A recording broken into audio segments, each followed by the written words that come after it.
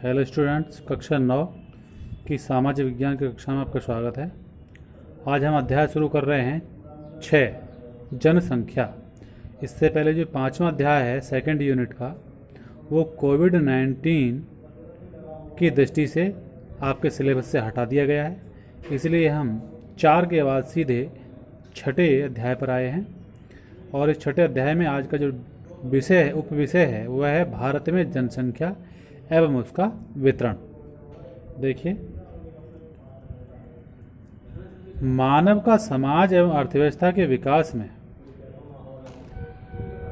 जनसंख्या के महत्वपूर्ण योगदान देती है। मानव संसाधनों का निर्माण एवं उपयोग मानव का समाज एवं अर्थव्यवस्था के विकास में महत्वपूर्ण योगदान है। अर्थात किसी देश में रहने वाले लोगों की कुल संख्या उस देश की जनशक्ति की परिचायक होती है। ठीक है।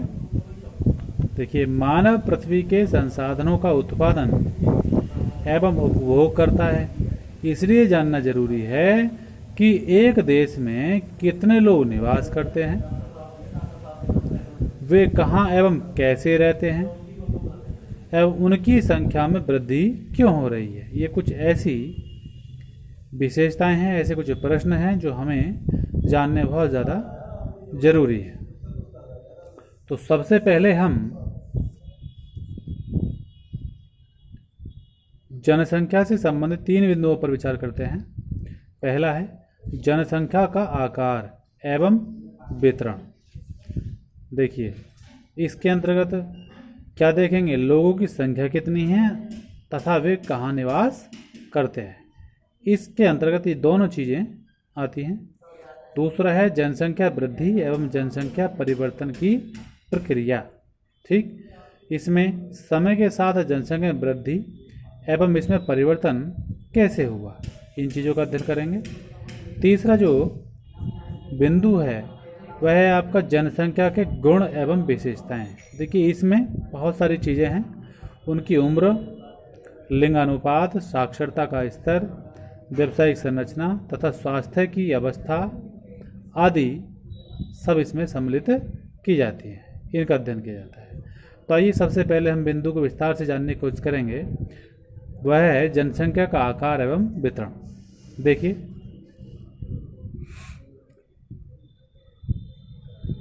जनसंख्या की भारत की जनसंख्या का आकार एवं संख्या के आधार पर उसका जो वितरण है नीचे दिया है, ध्यान से सुने समझें। भारत का विश्व में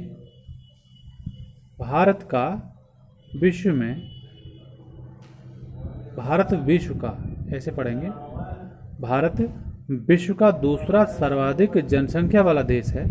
ठीक है, भारत विश्व का दूसरा सबसे अधिक जनसंख्या वाला देश है। इससे पहले जो स्थान पर आता है वो चीन आता है। ठीक, देखिए, अगर हम भारत की बात करते हैं तो भारत के पास विश्व के कुल भूक्षेत्र का 2.4% भूभाग है।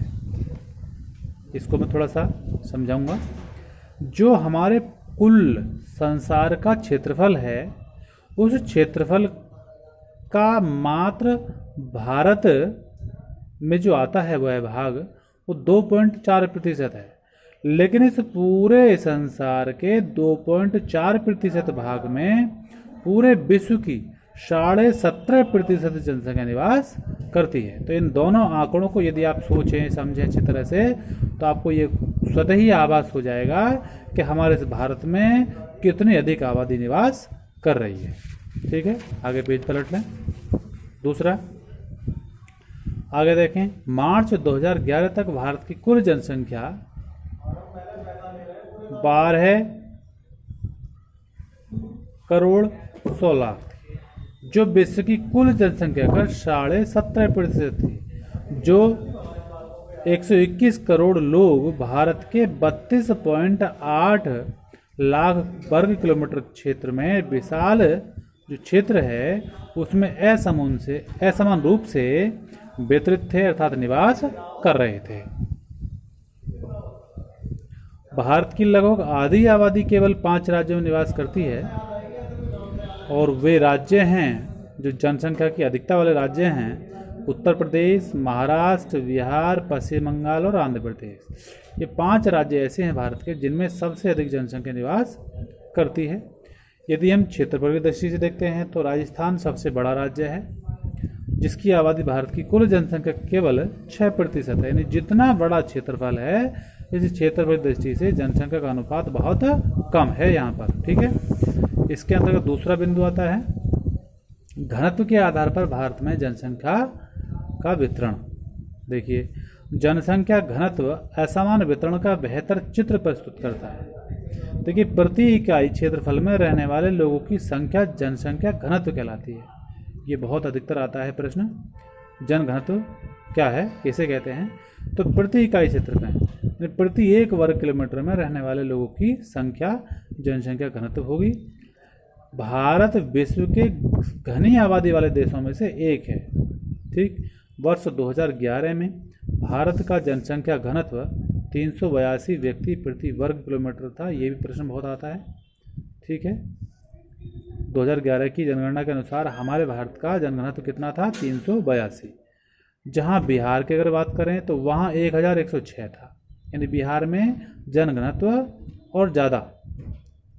और वहीं अगर हम अरुणाचल की बात करें तो वहाँ मात्र 17 व्यक्ति प्रति वर्ग किलोमीटर था। अर्थात अरुणाचल प्रदेश एक ऐसा है जिसमें बहुत कम जनसंख्या निवास करती है। तो ये सभी क्या हैं आंकड़े, ये आभास कराते हैं, इस चीज़ को ज्ञात कराते हैं कि भारत में जनसंख्या का बसाव तो बहुत अधिक है, लेकिन जो वितरण है वो बहुत ही ज़्यादा असमान है। कहीं बहुत ज़्यादा है तो कहीं बहुत कम। ठीक है, तो आज बच्चों इतना ही। आगे कल आपको बताया जाएगा। धन्यवाद।